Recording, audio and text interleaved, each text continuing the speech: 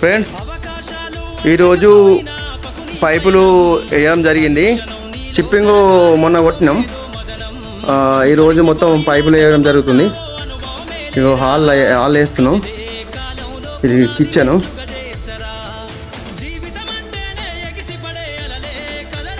ఇది ప్లాట్ఫారం కాడ మనకు గ్రైండర్ కానీ ఏమైనా పెట్టడానికి లైట్ పాయింట్.